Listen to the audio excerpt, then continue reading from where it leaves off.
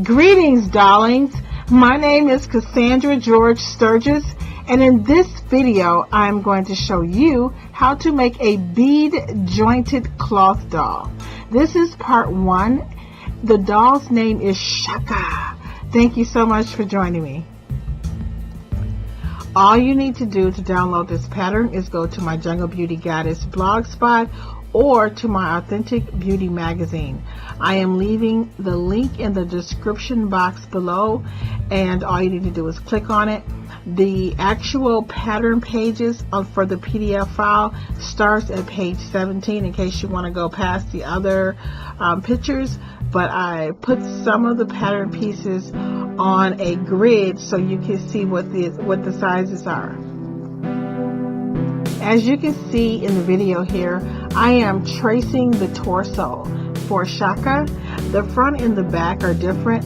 Now when you download the pattern, the neck on the front torso is short because I couldn't fit it on an 8.5 by 11 piece of paper, so I cut the neck off, but you can easily just extend the neck.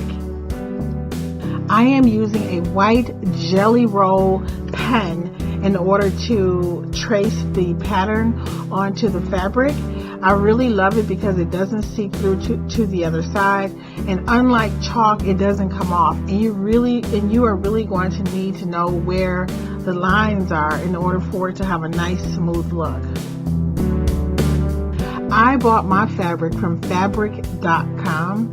I really love them, guys. This is nobody sponsoring my videos or anything like that. I just know I really like them because I think their prices are inexpensive and they will get your fabric to you right away.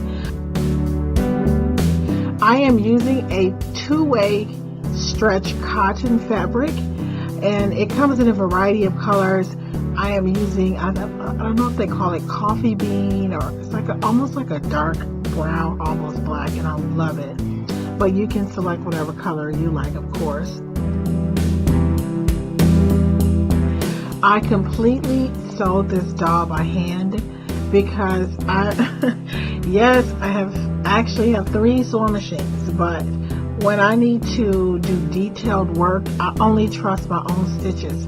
So I am making tiny stitches, and especially for the fingers, which we'll get to, and the toes, I just like the way it looks when I sew it by hand because I feel like I'm able to get around the curves a little bit tighter.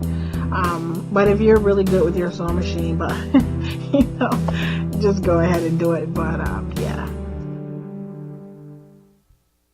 As you see in the video, I am folding the little tabs to create the darts. This is very, very important if you want your doll's body to look really nice when it's time to sculpt it. And I am sewing by hand. I drew like a little oval shape around it, and I'm sewing, the tracing marks very carefully. As I have said in previous videos, I strongly suggest that you use Mountain Mist or Morning Glory fiber fill for the doll projects. If you use a spongy filling type fiber fill, your doll would not have the definition in her legs, she would look really kind of puffy like a kid's toy. So, but the Morning Mist and the what did I say? Yeah. Mountain Mist, and the Morning Glory will give you that nice definition, and it's especially important when you are stuffing your doll's head. I like to hear it, that nice little echo sound, and I know the doll is ready to be sculpted.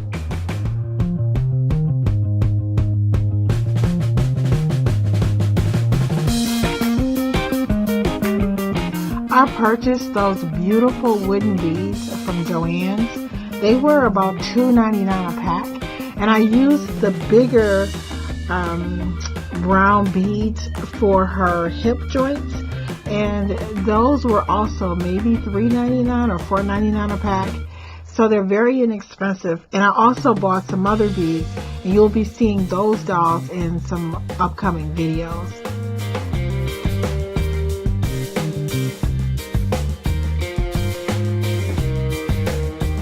When you cut out your pattern pieces, please do not forget to label them.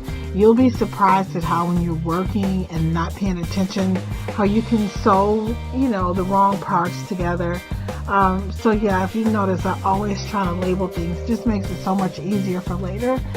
But I think these are the only pieces that are going to be separate for the rest of this pattern. Everything else we're going to be, once we cut it, we're going to sew it together as well, as opposed to manipulating it separately and then bringing it back together. Another reason I like to sew my darts, especially for little small projects like this, is because in the past, whenever I would use my sewing machine to sew my cloth dolls, those little areas would get stuck in the, I don't know what you call it, like the little motor area, like where the needle goes in, and that has caused me a lot of problems.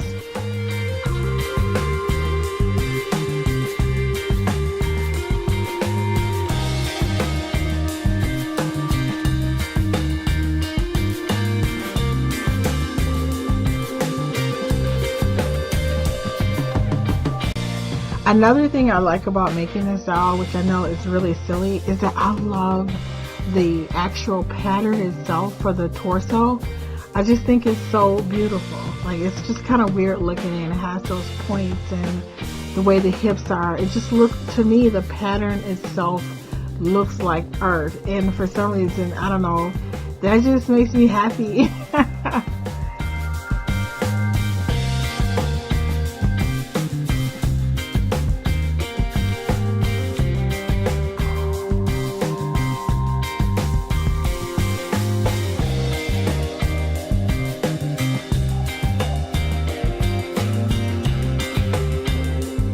I think I mentioned it in the PDF file, but I just want to say it again, that you're going to need upholstery nylon thread when you start sewing the joints together with the beads. Regular thread, I think, would be it's not strong enough, and yeah, so make sure, and you can get it from, I don't know where you are in the world, but yeah, just upholstery nylon thread. Here in America, they sell it at Walmart, and it's usually like under $2.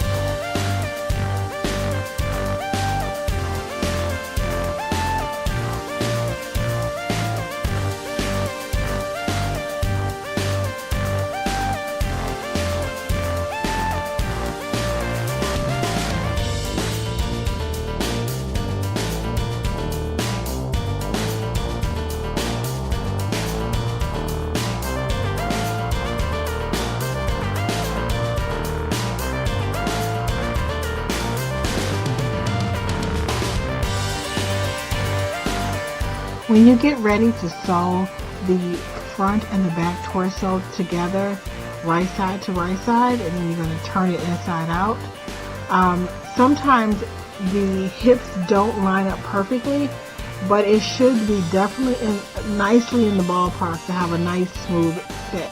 But sometimes you can stretch it a little bit, and just to accommodate the size.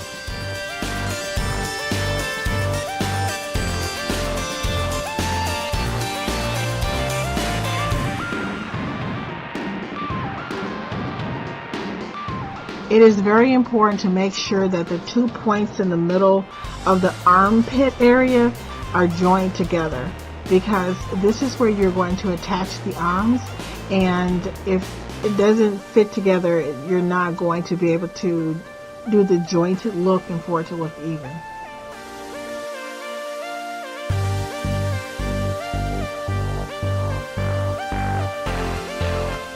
As you can see, my dolls have a longer than necessary neck, but I like to do that because it's something that you can always cut. But if it's too short, well, of course you can't add anything to it. So, and then sometimes when it's long, you might want to cover up some mistakes around the neck. And the neck is very important because it's one of the things that people see when they see your doll. So it's better to have more, fabric than you need than to cut the neck too short.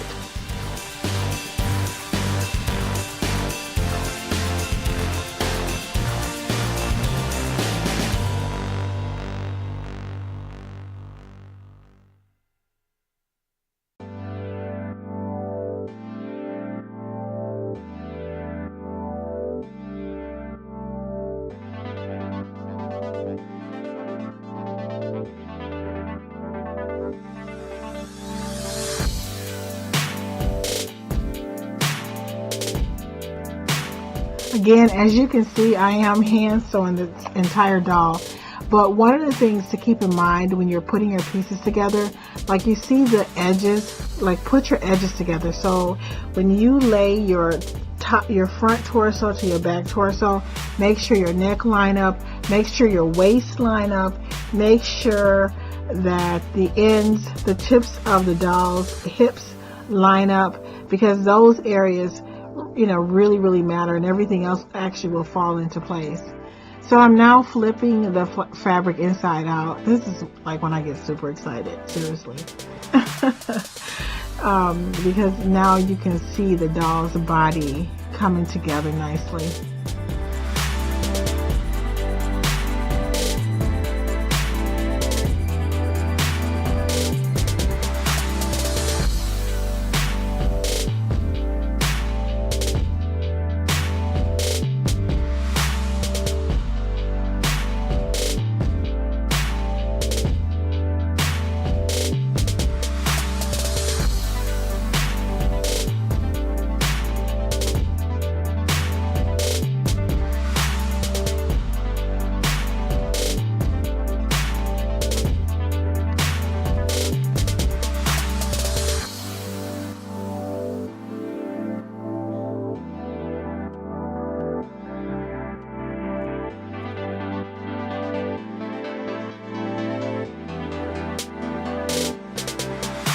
This is actually my favorite part of making a doll. This, and I think maybe the head, but this is something I could just do. It's like, I don't know, like this is the core to me. And she's coming along really nicely, and I'm starting to feel like all of the 2 billion times that I rewrote her pattern, and all the times I literally had to order more fabric.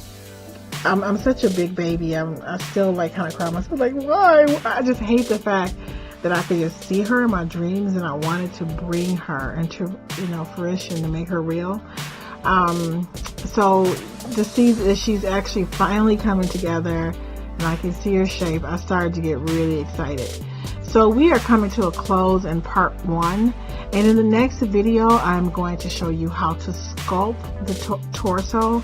And for this doll, for Shaka, we I don't know how many parts there are, because we have so much to cover, but I'm so excited because we're going to make eyes for Shaka using hot glue, which is I have like always like 2 billion, I mean, I'm exaggerating, but I do use a variety of methods to make doll features. So guys, thank you for joining me. I look forward to seeing you in the next video.